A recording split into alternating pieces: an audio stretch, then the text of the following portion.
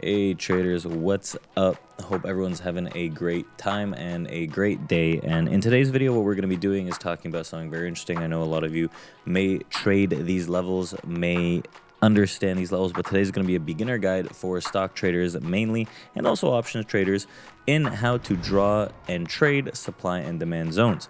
So without further ado, why don't we hop into this intro? But first, I'd like you guys to smash that like button, smash that subscribe button, and hit that bell to notify when we drop videos like these and when we go live. So I hope everyone's having a great time, and we'll just get right into this.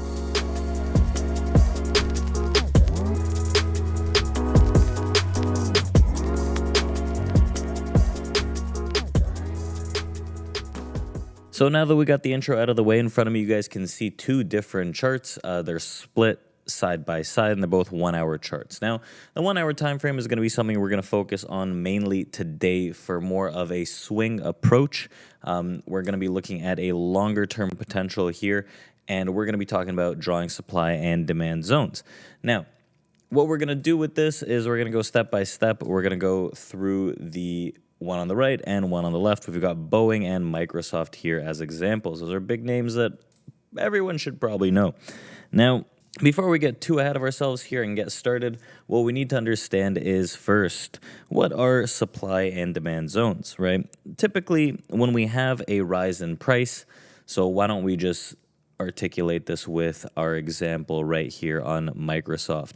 When we do have a rise in price, what we're going to see is that demand is greater than supply, right? We're going to see that demand is greater than supply in these circumstances.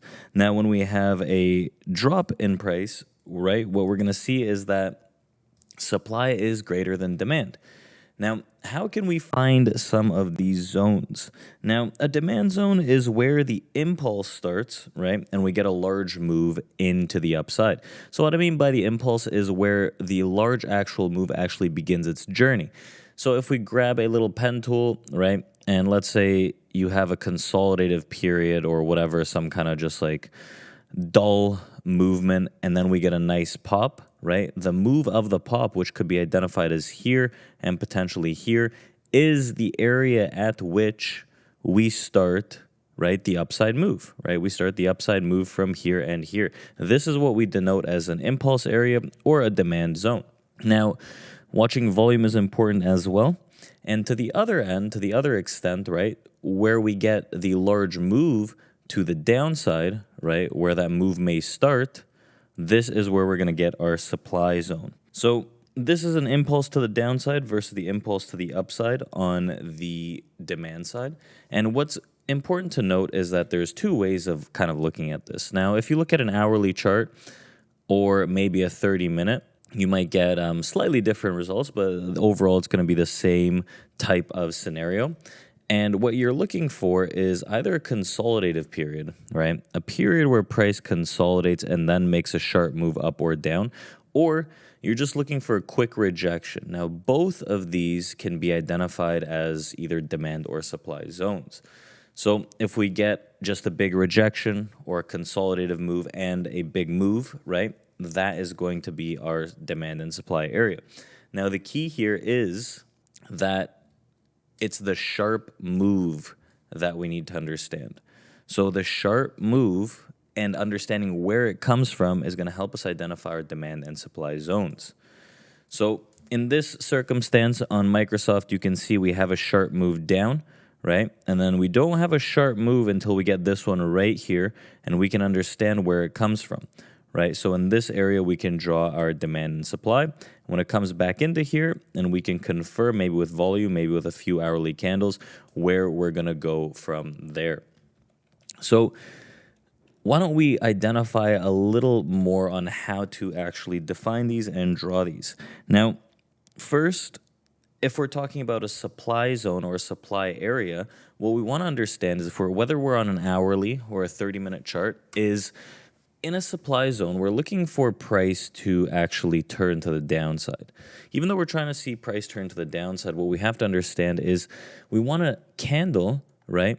Whether it's 30-minute or an hour, that's actually a green candle before the drop. If that's not the case, then we take the closest green candle before the drop. So what I mean by that is you can see there are a few 30-minute green candles here. So we can take this one and the top and the bottom of it and identify it because it comes right before this drop, identify it as our supply zone.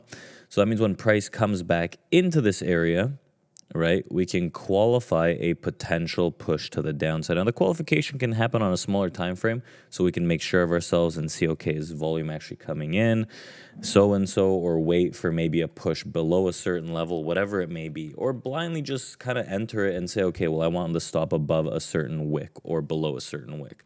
So that's how we identify our supply zone. We want to make sure that we have the green candle in and around that area. Now, it's going to be the same thing here for our demand zone. So the demand zone is going to be the closest red candle before we get the pop. So it's going to be here and here somewhere, right? So we can draw our demand. And when price comes into it, it's not easily as just buying it blindly, but seeing, okay, well, is there a nice hourly candle maybe to the green side, right? Maybe you want to look at other qualifiers, a 30-minute or a 10-minute, and see if we can get that next impulse leg higher. So with Microsoft, right, when we identify these large areas, we can identify where those impulses are. So for example, you can see, where does this demand zone extend from, right? It's going to be somewhere here, right? We don't have the pre-market data here, but it's going to be somewhere in this area, assuming that this is the most recent red candle. And we can see, why is this the impulse area that it starts from? Because it's a sharp push from this area to the upside, meaning that there is going to be, right, some nice strong support at that area.